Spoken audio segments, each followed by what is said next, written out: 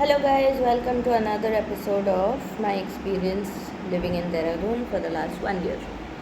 तो मैं कोलकाता से देहरादून आके रह रही हूँ और मेरे पिछले वीडियोस में जो लोग मेरे से जुड़े हुए हैं उनको पता है कि मैं अभी कुछ वीडियोस बनाई हूँ रिगार्डिंग माय एक्सपीरियंस, मुझे कैसा लगा यहाँ के और घर शिफ्ट करना कैसा रहा, पेट्स के साथ ट्रैवलिंग कैसा रहा, पेट्स के साथ यहाँ आने के बाद क्या दिक्कतें फेस हुई, शिफ्टिंग में क्या दिक्कतें फेस हुई, ऑल दीज थिंग्स पे मैंने वीडियो बनाई हैं। यहाँ का खाना कैसा है, यहाँ के लोग कैसे हैं, इन सब चीज़ों के बारे में मैं काफ़ी सारे वीडियोस बनाई हूँ। आप लोग मेरे दूसरे वीडियोस देख के एक आइडिया लगा सकते हैं अगर आप देहरादून आना चाहते हैं तो। नाउ इस वीडियो में मैं बताऊँगी कि यहाँ का माहौल कैसा है, हाउ इज़ द प्लेस। ठीक है, इट्स अ टूरिस्ट प्लेस। ठीक है, तो इट्स टूरिस्टी चीज़ें कुछ कुछ होता है, लाइक एज इन टूरिस्ट वाले प्लेसेस में ना ज़्यादातर लोग यहाँ बसने के लिए नहीं रहते, और जो मैक्सिमम लोग यहाँ बसने के लिए आते हैं वो आफ्टर रिटायरमेंट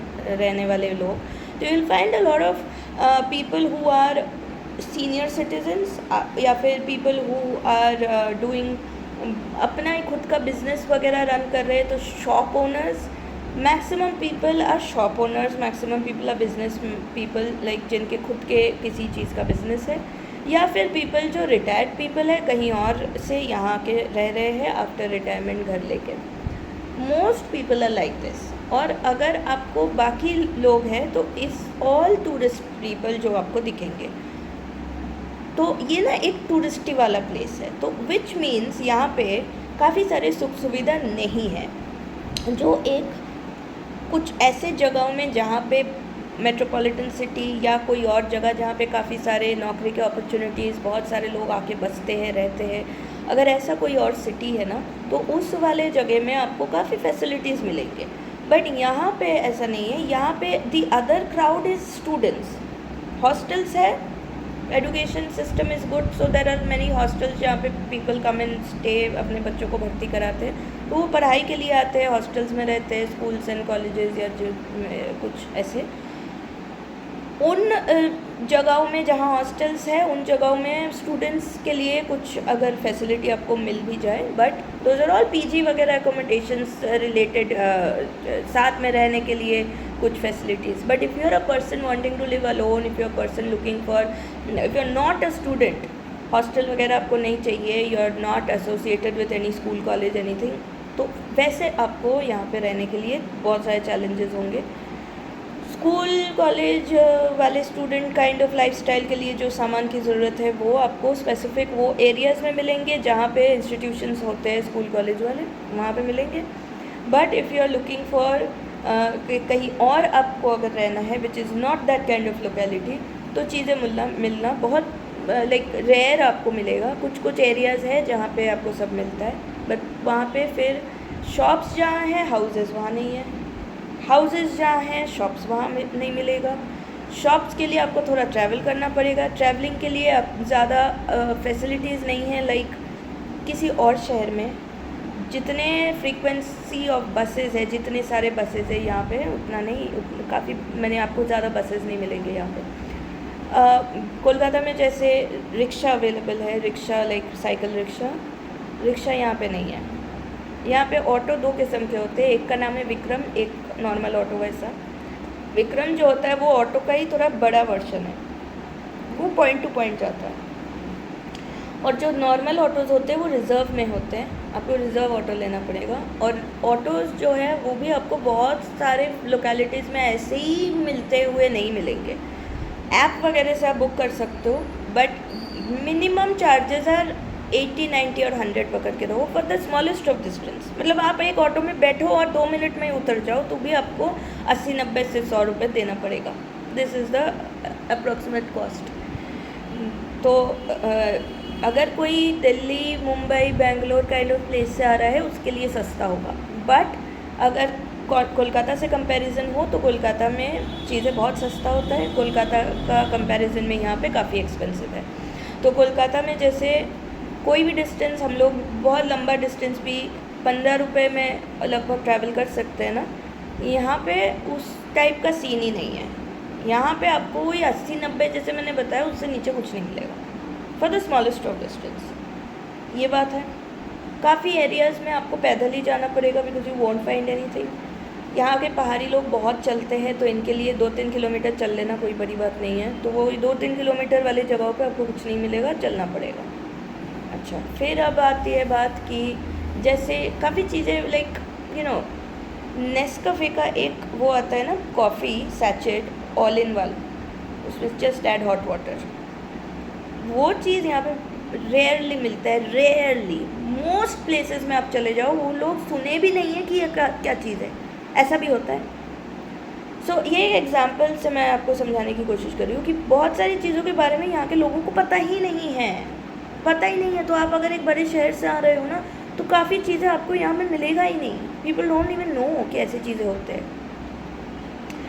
नाउ अब खाने पीने का तो मैं दूसरे वीडियो में ऑलरेडी कवर कर चुकी हूँ। I just give you a brief idea. यहाँ पे रेस्टोरेंट्स आपको बहुत मिलेंगे बट वैरायटी ऑफ फूड काफ़ी कम है। वैरायटी आपको नहीं मिलेगा, वही सेम काइंड ऑफ फूड आपको हर जगह मिलेगा।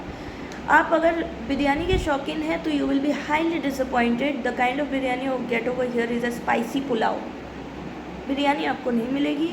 आपको या तो मुरादाबादी बिरयानी मिलेगा या तो आपको स्पाइसी पुलाव मिलेगा, which is definitely not what biryani lovers are looking for, क्योंकि that is not biryani. Okay, तो आपको वो बिरयानी यहाँ नहीं मिलने वाला। आपको मोमो यहाँ पे तीखा वाला मसाले वाले मोमो मिलेंगे। नॉर्मल ऑथेंटिक टिबेटियन जो प्लेन ब्लैंड मोमो होता है वो नहीं मिलेगा, वो बहुत रेयर मिलेगा।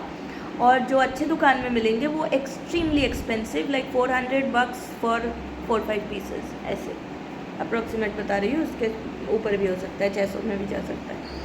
So it's extremely expensive over here. कुछ भी चीज़ यहाँ पे एक्सपेंसिव है जो मैं ऑलरेडी अपने पिछले वीडियो में कवर कर चुकी हूँ। I repeat over here again for people who have not watch that video. यहाँ पे चीज़ें इन हाउस नहीं बनते तो बाहर से लाना पड़ता है। कोई भी चीज़ यहाँ पे लाने के लिए ट्रांसपोर्टेशन का प्राइस बहुत होता है, क्योंकि पहाड़ चढ़ के लाना होता है तो पेट्रोल डीजल ज़्यादा लगता है। सो किसी भी आइटम के साथ उसका कॉस्ट प्राइस जोड़ दिया जाता है ट्रांसपोर्टेशन वाला। तो यहाँ पे everything is costly, everything is costly, ठीक है। अभी नाउ द पॉइंट इज़ यहाँ पे आपको देखने को क्या मिलेगा is 2 types of things. One is pahad, one is jungle. So scenic beauty is very good. अच्छी बात यहाँ का एक ही है कि बहुत अच्छी सीनिक ब्यूटी है। मैं कोलकाता वाले मेट्रोपॉलिटन जैसे शहर से आई हूँ तो वहाँ तो नेचर ही नहीं दिखने को मिलता है, पर यहाँ पे नेचर दिखने को मिलता है, which is one thing which I was very happy to see. यहाँ आके मुझे एक चीज़ जो अच्छा लगा इज़ नेचर। नेचर लवर्स के लिए ये जगह सही है। तो यहाँ पे बहुत सुंदर सुंदर जगह है देखने के लिए। If you like mountains, if you like jungle, if you like water bodies, तो वो सारी चीज़। सूखी नदियाँ काफ़ी है यहाँ पे, जो पेबल्स वाले नदी वाला पाथ जिसमें रॉक्स है वैसे वाले, तो वो आपको देखने को मिलेगा। So these kind of places are there. अगर आप नेचर लवर हैं तो आपको देखने के लिए ये सब चीज़ें मिल जाएंगे। बट बसने के लिए, रहने के लिए चैलेंजिंग है। काफ़ी सारी फैसिलिटीज़ नहीं हैं, काफ़ी सारी चीज़ें आपको इजीली नहीं मिलेगा। ट्रांसपोर्टेशन थोड़ा डिफ़िकल्ट है, मैक्सिमम चल के जाना पड़ेगा। So you have to be very capable of walking. If you have a walking problem, if you are not used to walking much, then this will be a problem for you. Also यहाँ पे लोग ज़्यादा helpful नहीं हैं, and I have mention that in my other videos. I am not trying to say bad things about this place. I am giving you a reality check. If you are coming here, then please be aware of certain facts ताकि आप shocked ना हो। reality check है ये। So I am not sugarcoating anything. I am just giving you the real picture of what I faced. तो ज़्यादा helpful लोग यहाँ पे आपको नहीं मिलेगा। One very weird fact, हमारे वहाँ पे या साउथ इंडिया में एक कल्चर है कि we generally don't wear shoes inside the house. बाहर के जूते हम बाहर ही पहनने के लिए यूज़ करते हैं और घर के अंदर के अलग चप्पल होते हैं। बाहर वाले जूते हम घर के अंदर नहीं पहनते। It is a cleanliness habit. आप कहीं विदेश में भी जाओ, जापान जैसे एरिया में, जापान जैसे कंट्रीज़ में तो ये बहुत ज़्यादा स्ट्रिक्टली फॉलो किया जाता है। So even advanced country, educated country, foreign country like Japan also follows this. So this is nothing to do with the Kianusi सोच, nothing to do with stupidity. फिर भी यहाँ पे लोग पता नहीं क्यों जूते पहन के घर में घुसते हैं। कोई भी किसी के भी घर में बाहर का जूता पहन के घर में घुसेगा। साउथ इंडिया में ये कल्चर है कि आप जूते उतार के घर किसी के घर में जाए, बट यहाँ पे वो चीज़ नहीं है। ये एक प्रॉब्लम है। यहाँ के लोगों को अलग से आपको बोलना पड़ेगा कि जूता बाहर खोलो, and they will give you a look like what the hell. वो ऐसे बिहेव करेंगे आपके साथ कि हैं, so they will not take it very easily और they will not be okay with it. आप अलग से चप्पल रखा करो अपने घर पे। अगर आप यहाँ पे कहीं और से आ रहे हो, सेटल कर रहे हो, बस रहे हो, तो आपको गेस्ट के लिए अलग से सैंडल वगैरह रखना पड़ेगा to offer them, because most people will either not open their shoes और prefer you to offer them some sandal और समथिंग। तो ये बात है। तो जिन घरों में बच्चे हैं, जिन घरों में पेट्स है, उन घरों के लोगों को पता है कि it is not okay if somebody comes inside with shoes, because फिर ऑब्वियसली आपके बच्चे उसी फ्लोर में खेल रहे हैं, पेट्स उसी फ्लोर में हैं, तो वो बाहर के जूते की गंदगी obviously you don't want that. But इतना बेसिक सेंस यहाँ के लोगों का है नहीं है। सो ये है एक बात। अच्छा, okay, now let's talk about whether. यहाँ का वेदर कैसा है? It's a wishes circle. या तो यहाँ पे इतने जंगल है इसलिए ज़्यादा बारिश है, या फिर यहाँ पे इतनी ज़्यादा बारिश है इसलिए ज़्यादा जंगल है। So vice versa, whatever be the reason, but यहाँ पे ना विंटर्स या फिर बारिश वाले मौसम बहुत लंबे हैं, बहुत वक्त तक चलता है, और जो समर्स है वो बहुत शॉर्ट लिव्ड है। Summers will be only for 2 months, May June, that's it. मई जून के अलावा यहाँ पे आपको गर्मी नहीं मिलेगी most of the rest of the year. तो यहाँ पे अगर आप रहने के लिए सोच रहे हैं और या फिर घूमने के लिए आओगे, तो आपके पास विंटर क्लोथ्स होना चाहिए, वार्म क्लोथ्स होना चाहिए। यहाँ पे टेम्परेचर्स बहुत ड्रास्टिक डिफरेंसेस है। एक ही स्टेट में जो हिली वाले एरियाज़ है वहाँ पे बर्फ़ पड़ते हैं, या फिर वहाँ पे टेम्परेचर्स 2-3 डिग्री भी जा सकती है इन समर। यहाँ के प्लेन लैंड्स में, देहरादून वाली जो वैलीज़ है प्लेन लैंड्स में, आपको मिलेगा टेम्परेचर 43 तक जा सकता है समर्स में, मई जून में। और उसी टाइम पे जो उत्तराखंड के बाकी जगह है हिली एरियाज़, वहाँ पे आपको 3 डिग्री मिलेगा या स्नोफॉल मिल सकता है। सो 3 and 43 in the same state, ठीक है। थोड़ा पहाड़ के ऊपर चले जाओ तो 3, थोड़ा पहाड़ से नीचे आके सी लेवल में रहो तो आपको 43 मिल सकता है। सो this is the drastic difference of temperatures जो यहाँ पे होते हैं इन द सेम मंथ, ठीक है। समर्स मतलब मई जून, जो आपको लैंड में, प्लेन लैंड में, सिटी में गर्मी मिलेगी, और उसी समर में अभी आपको 3 डिग्री या cold temperature in the hilly areas मिलेगा।